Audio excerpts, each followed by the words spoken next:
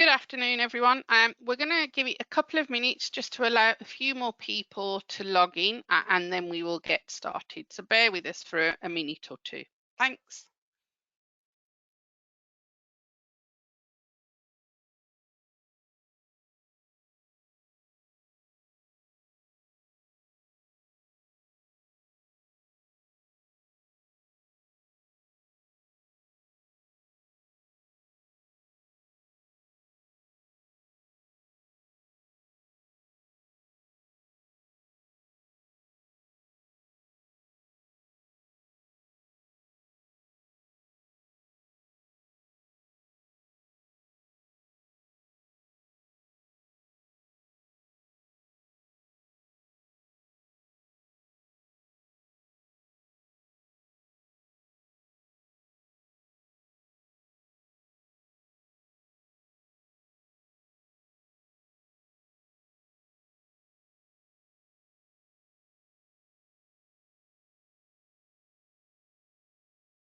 Okay, I think we will start. So welcome, everybody. This is the second in a series of webinars around the ISO 19650 guidance work that has been taken place. Let me just click through. There we go. My name is Pam Bandel. I'm a member of the UK BIM Alliance exec team, but also engagement co-lead, and I will be hosting this for you today. Before we get into the detail of the webinar, let me tell you how you can ask questions. On the GoToWebinar platform, use the question tab to ask your questions. Avoid the raise hand option unless you're specifically asked to use that. You are in listen only mode. The webinar is and will be recorded and available to view on the UK BIM Alliance YouTube channel next week. If you do follow us on Twitter, that's where you'll first hear about the recording being available. So with that in mind, as mentioned, this is the second in a series of webinars around the guidance. Earlier this morning, we had a conversation around part 2 with John Ford and Sarah Davidson. Shortly, I'll be handing over to David Churcher and Julian around part 3, the operational phase of the asset lifecycle. The final one for today is around information management function and resources. And then tomorrow you can see that we have another 3 scheduled around part E, tendering and appointments, part D, developing information requirements, and the information protocol guidance. With that, I have a short video that I would like to play for you that introduces the framework. Let's click play. Welcome to this webinar about the guidance supporting the BS-EN ISO 19650 series of standards. The UK BIM framework is supported by BSI, CDBB and the UK BIM Alliance. I'm Sarah Davidson. And I'm David Churcher. And along with Anne Kemp, we're co-editors of the ISO 19650 guidance. The guidance is supported by a group of dedicated individuals who give their time and expertise for free. These individuals might be authoring or providing feedback on the content. And you can see that David, Anne and I work alongside them in the management, editing and publication of the guidance.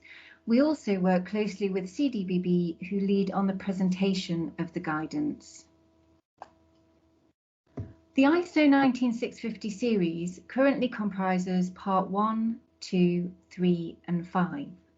Part 1 covers the overall concepts of information management using BIM. Part 2 is specific to the delivery phase, design and construction of assets, and Part 3 covers the operational phase. Part 5 sets the requirements for the adoption of a security-minded approach to information management as a whole. ISO 19650 Part 4 is currently under development, and it's due to be released hopefully in early 2022. The guidance was first published in April 2019 in the form of concepts guidance. Part 2 guidance followed in July and has been subject to update and expansion every quarter since then. We welcome and encourage feedback from the whole community, as this is fundamental to shaping the direction of the guidance. So if you have feedback on the guidance, please do email us on guidancefeedback@ukbimframework.org. The fourth edition of ISO 19650 Part 2 guidance was 160 plus pages long, and this was clearly becoming unwieldy, and some of the key feedback from industry was that we needed to make the guidance more accessible. So in July of this year, we developed a new guidance structure that you can see here. We now have Part 1 guidance setting out the concept of the ISO 19650 series overall. Part 2 guidance considers the specific requirements of ISO 19650 Part 2, and Part 3 guidance, which has only recently been released, is starting to explain the requirements of ISO 19650 Part 3. In addition, we have guidance parts A to F, which are intended to cut across the whole of the ISO 19650 series, and they cover key themes where detailed guidance is considered necessary. Guidance for Part 5 will be developed by the Centre for the Protection of National Infrastructure, CPNI, in due course. So Guidance A covers the information management function and resources. It considers the activities that need to be carried out and offers a resource map supporting the information management framework. Guidance B covers open data and building smart topics. It will also cover COBE, but this section is not yet written. And Guidance C covers the common data environment in terms of workflow and technology. It looks at assignment of metadata as required by the National Annex to ISO 19650 Part 2 as well. Guidance D is all about information requirements. It explains the fundamentals of what they're trying to do and the details of different types of requirements with some very detailed examples. Guidance E currently covers the BIM execution plan in supporting tendering and appointment activities. It will be extended in due course with content to cover more tendering and appointment resources. And finally, Guidance F covers information delivery planning. This includes the responsibility matrices and the task and master information delivery plans. It also has space for guidance on the federation strategy, but again, this is not written yet. We hope this provides you with a little insight into the development of the guidance, and we'll hand you over to the more detailed guidance discussion just now. Thank you very much. Thank you, Sarah and David. Now let me hand over to Julian and David again to talk about Part 3. Hello, and welcome to this webinar on UK BIM Framework Guidance Part 3 concerning information management during the operational phase of an asset. My name's David Churcher, and I'll be one of the presenters of today's webinar. I'm a director at Hitherwood Consulting and was technical author of ISO 19650 Parts 1 and 3. I'm co-editor of the UK BIM Framework Guidance Suite, and I'm also a UK BIM Alliance ambassador. I'm Julian Schwarzenbach, and I'm a data and asset management consultant. I'm also on the committee of the IAM UK chapter, and in terms of standards development work, I'm involved on BSI committees relating to BIM, data quality, and also asset management work with the ISO committees. In the built environment, we're dealing with many different types of assets in many contexts, in many industries. And a common feature is the fact that the information is required for the whole life of the asset in order to support asset management activities. And yet, across these different sectors and across different legacy environments, the way that we manage information is not necessarily defined clearly, and there are different standards in use in different organisations and different contexts. So all these go together to make the asset management challenge a little bit harder. BIM describes many of the activities that are needed to manage the information that is used to support asset management within an organisation. For many people, BIM refers to the project phase of the asset. So these are the activities involved in designing, constructing, commissioning and handing over the asset. And that's in this diagram in the centre is going from A to B, is just their delivery phase activities. Yet the bulk of an asset's life is in the operational phase, so that's going around B to C to D to A on this loop. And so we need to remember that the information is needed and needs to be managed effectively throughout the whole life of the asset, particularly during the operational phase. The centre of that diagram looks very much at the world that's defined in the ISO 19650 series of standards, but they work within the wider context of ISO 55000 and the asset management objectives of the organisation, which in turn fit into the overall organisational management activities across the organisation in its entirety. So ISO 19650 defines a lot of the activities that are related to BIM during the operation and the construction phases of assets, but it's not the only series of standards that people need to be aware of and need to consider. Some of the work that I've been doing recently for TC251 AHG4, so this is the Asset Management Committee, ISO Standards Committee, have got a subgroup looking at information management and decision making. And it's looking really just at a slice of the asset management world and considering it from different perspectives. So if we start at the beginning, we can see that you need to understand what the asset management objectives are of the organisation. If you then understand the objectives, you can then understand what decision support tools support those objectives, what the information that's needed to make those decisions, and then you can assess whether the information requirements are actually recorded correctly in your OIR or AIR for the organisation. If there are new requirements, then you clearly need to update the OIR and the AIR with any new requirements for information arising from the decision support you're trying to make. And then once you've defined your requirements, then there needs to be activities to make sure that the asset management activities that are being undertaken are actually delivering information that meets those information requirements. If they're not, or the decision making isn't as you would like it, then you need to cycle back around again and look at updating the information requirements as appropriate to make sure you gather the right information. So that's one of the core slides really about thinking through about the asset management decision making. But also once you've defined what information you need and you've made some definitions of the information requirements, then you can start to assess what the quality of the information is. How well does it meet those requirements? And if you've identified that the quality of the information isn't up to standard, then you can look to improve the data and the information quality.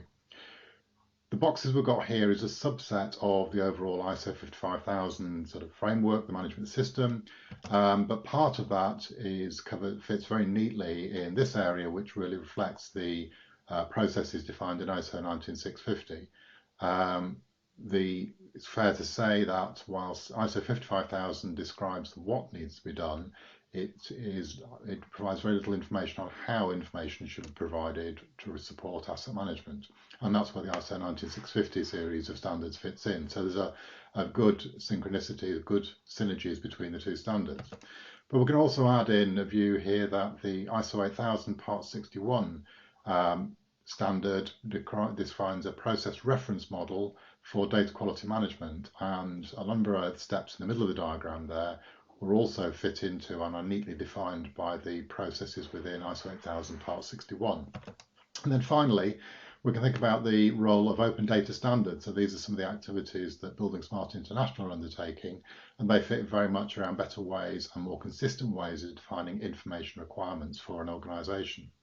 So all in all, what this is showing is the fact that the world of BIM is a subset and it works within the wider context of asset management, but also there are a number of activities that are defined in BIM standards that are supported by the work in ISO 8000, and they all fit together to make a much better, more clearly defined approach to information management in the built asset environment. The parties and teams that are used in ISO 19650 Part 3 are practically the same as those used in Part 2, the project delivery standard.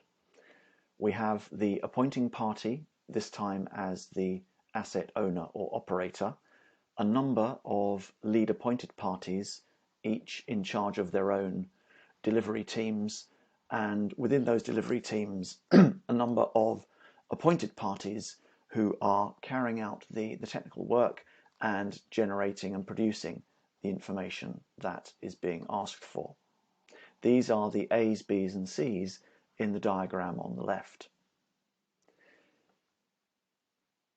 The diagram on the right at the top, towards the top of the screen, is showing an example of how this might play out in a real situation.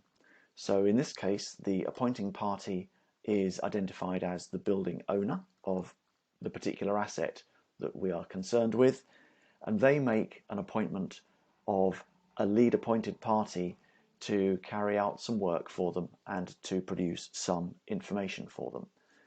This is the lead appointed party and can either be an external service contractor or an in-house team, and in this case they're being appointed to carry out some condition survey work.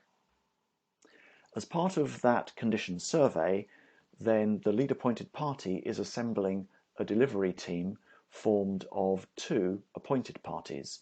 These are the organisations and individuals that are actually going to carry out the work. For most of the work, the appointed party is the service contractor itself or the in-house survey team itself. But for this particular condition survey, the need for some specialist asbestos surveying has been identified, and so a specialist is being included in the team as a second appointed party. So the lead appointed party and the two appointed parties form the delivery team for this condition survey, and this delivery team is one of a number that will be appointed over the life of the asset to do the various elements of work that are necessary for its continued maintenance and operation. Just as with the project delivery situation, there is a direct line of information requirements and exchanges leading from the appointing party A through the lead appointed party B out to the delivery team, task teams, appointed parties as C. And there is coordination between the various... Why have I got... Back to the left-hand diagram, and just as with project delivery, we can see the direct line of connection for information requirements and information exchange leading from the appointing party in the centre out to the lead appointed parties in their delivery teams and ultimately to the appointed parties who will be producing the required information. And also, as in the project scenario, there is the potential for information coordination between those lead appointed parties. But it's expected that in the asset and facility management situations, the opportunities for coordination between different delivery teams is much less important or frequent to occur than it would be on a project. Now that we have looked at the different parties and teams that are involved in asset information management, let's have a closer look at the information management flowchart itself, which sets out the different process steps that are explained in ISO 19650 Part 3. The underlying part of this diagram is the flowchart as shown in the ISO, with some annotations added by Sarah Davidson at University of Nottingham, and this is the version that's published in the Part 3 guidance. So what we can see here is that the body of the flowchart is broken down into 3 different pathways, and these are surrounded by the green, yellow and red boxes, and those are showing different routes through the flowchart depending upon the type of event that is giving rise to the new information that's required to manage and operate the asset. The green pathway at the top, which is labelled B, is showing the steps for those trigger events that can be foreseen and planned for in advance. The pathway at the bottom, pathway C in red, is showing the sequence of events when the trigger events cannot be foreseen or are not being planned for. And finally, the pathway in the middle, pathway D in yellow, is showing the events when an asset is being acquired from its existing owner. So inside each of those pathways, we can see that the individual activities numbered 2, 3, 4, 5, 6, and 7 are collected into subsets labelled E, F, and G. And Group E is about procuring the information provider and the lead appointed party by the appointing party, and going through that tender exercise or request for service, call for service. The second group, labelled F, covering activities 4 and 5, is the information planning steps undertaken by a successful lead appointed party once their appointment is once they've been selected, and as their appointment is then being confirmed, and as they are then mobilising their team. And finally, the activities in Group G, activities 6 and 7, are where information is actually being produced and then being reviewed and submitted to the appointing party for their authorisation and acceptance. The sequence of activities is the same in both pathways B and C. The only difference is the timing of the activities in relation to the trigger event, and that is the circle with a pentagon inside.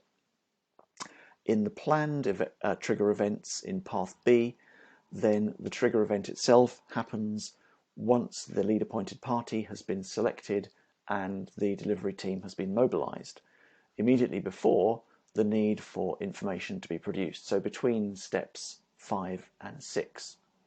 Whereas in pathway C, the trigger event happens right at the beginning and is in fact the event that sets off initiates the activities to tender and select a lead appointed party, and then to appoint and mobilise them, and then finally for them to produce information and submit it.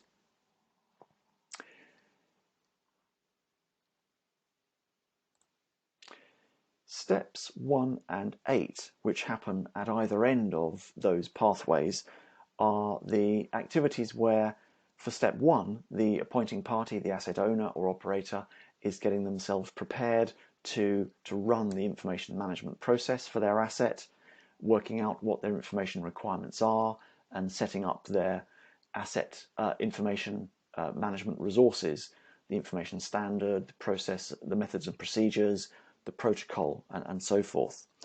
And step 8 is where the asset owner is then integrating the received information from the lead appointed party into their asset information model. Once that set of steps has been completed, there are then some decision points at the right-hand end of the flowchart. Firstly, at point K, for the appointing party to decide whether the appointment that they're making is going to continue and carry on producing information. Maybe this is just the first submission during a long-term appointment where further submissions of information are expected, or maybe they have appointed a term contractor who will be responding to individual instances of a trigger event, and now they're just waiting for the next trigger event to occur. For example, the next maintenance activity in the schedule or the next repair activity for equipment or components. Either way, the process then loops back into the pathways, but if not, if the appointment does not continue, then the appointment is finished, and then the next decision point is for the appointing party to think about whether the information management process as a whole needs to continue, and this is based on whether they have a continuing interest in the asset. So are they continuing to operate and use it, or are they continuing to have responsibility for it or liability for it where they need further information at future points, in which case the flowchart loops back to step one, but if not, then the flowchart and the process comes to an end at the right hand circle. The last slide talked about trigger events without saying very much about what they were. So this slide we're looking into them in a bit more detail.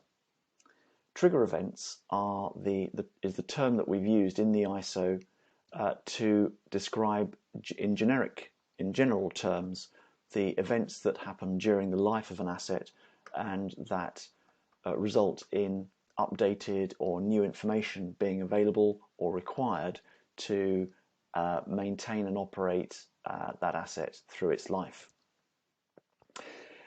The ISO itself does give a short list of potential or example trigger events in the annex, but this is fairly high level and not particularly helpful at an asset owner or asset level. So what we have here is a diagram showing how different trigger events can be grouped into families.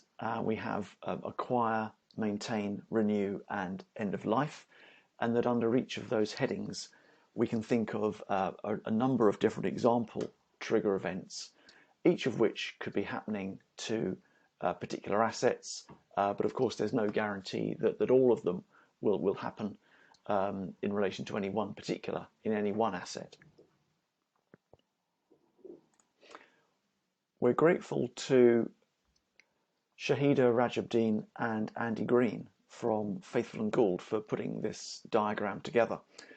And as you can see from the bullet points around the figure, then we have a range of different trigger events, particularly in the maintain and renew categories as the ones that are most likely to be of interest during the operational phase of the asset life cycle.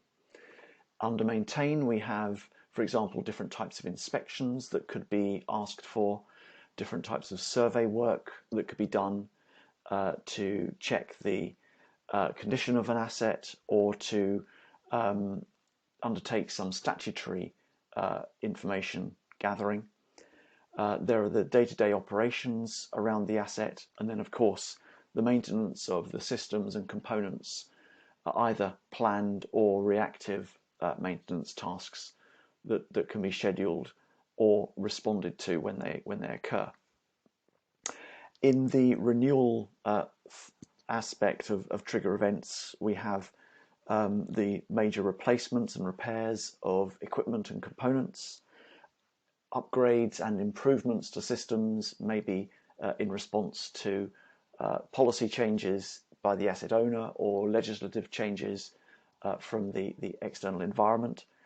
And finally, the potentially new project type work, major refurbishments and alterations to the asset that might actually be being addressed through the 19650 Part 2 information process rather than just contained within 19650 Part 3. The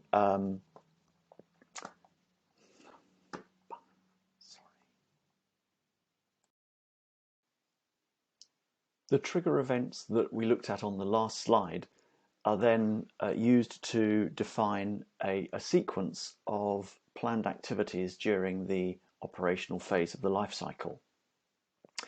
This slide here is illustrating an example sequence of triggers starting after the delivery project of new build finishes towards the left-hand end of the screen, and going through the operational life cycle, however many years that is, until a decision is reached to refurbish the asset, which then leads into another project delivery sequence of activities, and those are indicated by the circular grey areas. In between, then the trigger events are organised according to the needs of the asset and the needs of the asset owner. So there is no way that a single sequence can be determined that would be universal across all assets within a particular asset owner's portfolio, or indeed across all assets in total. So here we have an illustration showing some survey trigger events interspersed with some maintenance, i.e. scheduled maintenance activities, some inspections and which are required at various points, and then occasionally we see the repair trigger events, which are really representing the unplanned or unforeseen events happening whenever something unexpected happens. After the refurbishment activity takes place at the right-hand end of the sequence, then the operational triggers resume, again, in whatever sequence is appropriate for the asset in question. And these in separate trigger events can then be categorized in those three main pathways that we saw in the flowchart, either as foreseeable events that can be planned for in advance, or events that cannot be foreseen, or where it's not sensible to plan for them because they're too far into the future, or their likelihood of occurring is too low, or some of these trigger events may indeed be treated as new projects and new delivery phases.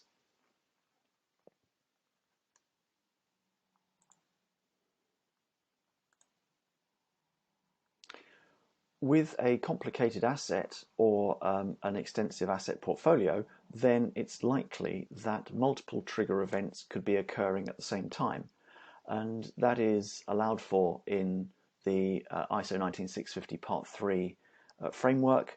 It just means that the activities in relation to any one delivery team can then be replicated across as many other delivery teams as happen to be working at the same time, doing different kinds of trigger event work, or indeed even participating in related trigger events that are linked together in some form of sort of mini project sequence.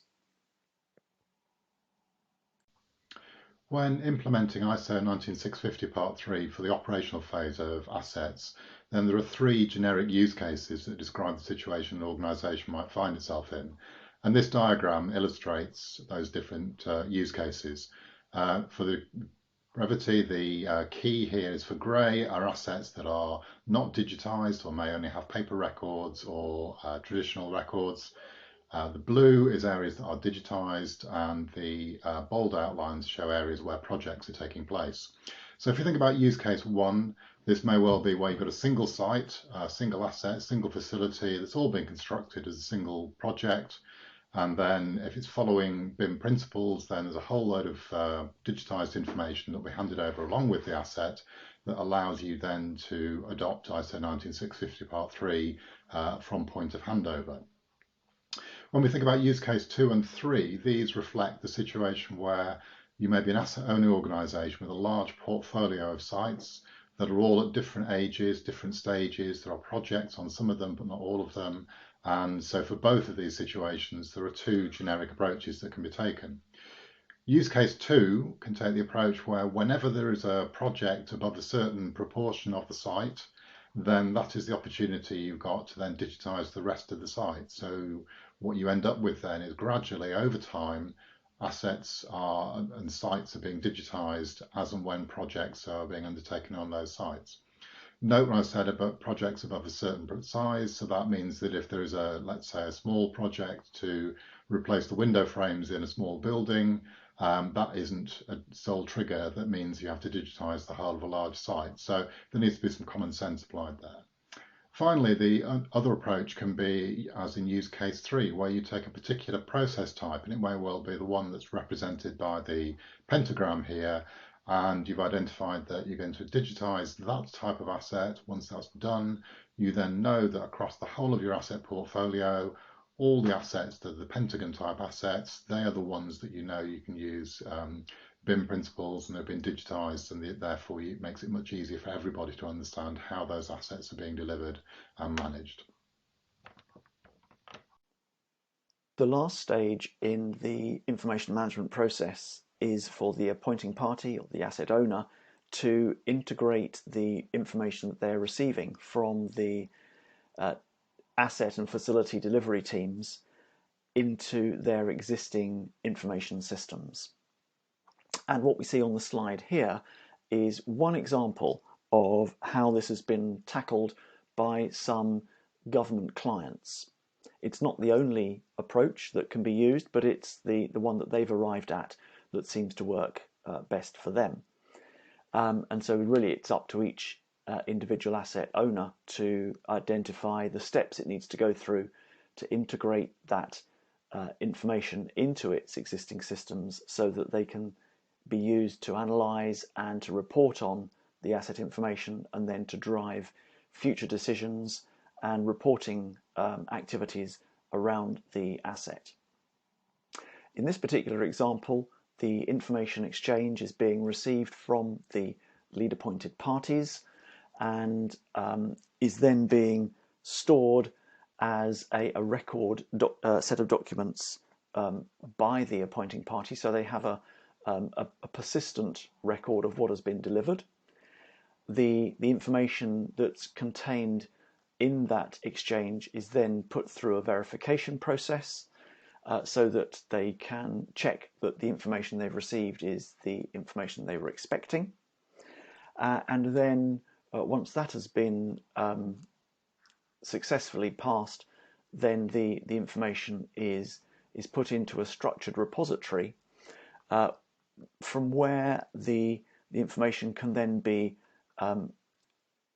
moved across into the various enterprise systems that the asset owner has already running.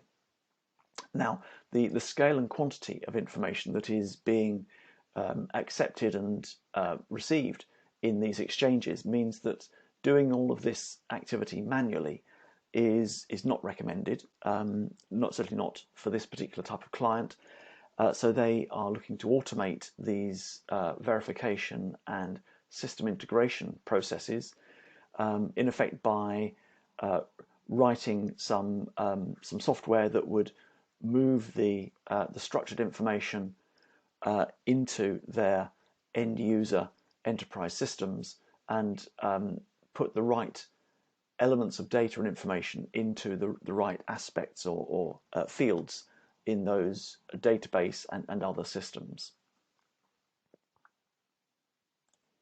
Although this is an activity that takes place at the end of the sort of trigger event process, then it needs to be thought about, of course, right from the very beginning, and it is part of the getting ready to run information management that the asset owner understands the scope of these enterprise systems that the information will eventually have to be put into, and also understands the type of scripts and protocols that need to be automated to move the information into those systems. That may not necessarily be a straightforward activity in its own right. So as part of the getting ready to run the information management process, just this aspect of knowing how the received information and accepted information is going to be handled within the asset owner's own information systems is a really key part of that preparatory work.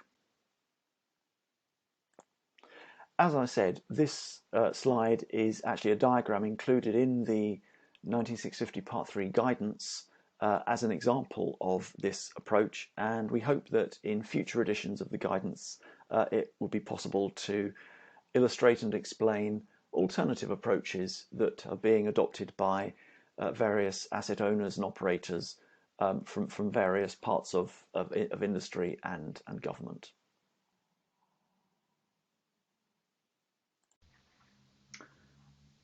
So that's the end of our presentation. We'd just like to hand it over now to see if you've got any questions you'd like to pose to us.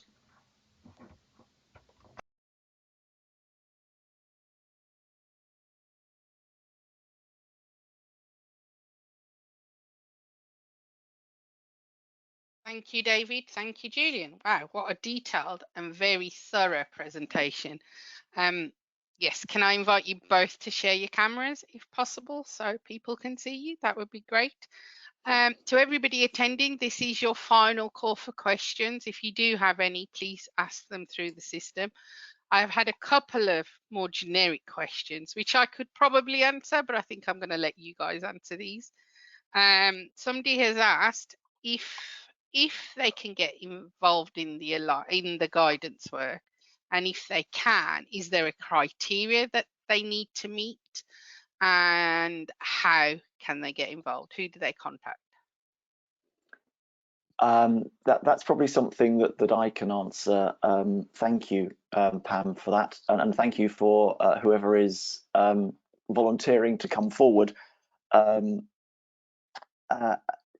So I think that the easiest thing to say is, if you, well, I mean, the criteria are first and foremost that you have an interest and a passion for this topic, but also have an ability to say and to contribute from a technical point of view around the use of 19650.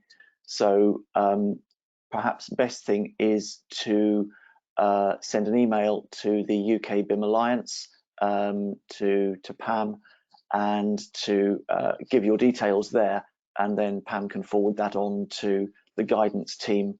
As you will have seen from the introduction, then myself and Sarah Davidson and Anne Kemp, we are the sort of co-editors of the guidance, so we're happy to field all of those volunteering suggestions and take them forward with you, and come back to you on a one-to-one basis. Brilliant. It's probably also worth adding that the level of knowledge that you've got probably is less important than you might think, because there can be cases where the world's expert in a particular topic isn't actually able to express it very clearly or succinctly, and somebody who maybe is newer to the topic, as a fresh pair of eyes, can actually work very well as a contributor and a reviewer to moderate the language to get something that's more accessible to all parties. So don't think that this is just for people who are the world's expert in a particular topic. It's more a case of, if you've got an interest, if you've got a desire to get involved, by all means, stick your hand up and get involved. There's plenty of things that can be done. Brilliant. Thank you both. I think we've stumped everybody because I don't actually have any more specific questions. I think in your presentation, you guys have delivered a lot of information, and there's a lot of information to digest. So thank you, Julian. Thank you, David. What I would just like to end on is the fact that, as mentioned, we're in the midst of a series of webinars. We have one more taking place this afternoon, and then we have 3 taking place tomorrow. So if you are able to join us, that would be great. And then this is the final slide, and this is how you can get in contact with the guidance team. You have a couple of email addresses there. So the generic email address is info@ukbimframework.org. You have the website address, and there is the guidance feedback email address as well. With that, I want to thank you again, Julian. Thank you, David, and thank you everybody for attending. I'm now going to end the webinar. Thank you all. Yeah, thank you all. Thank you. Thank you.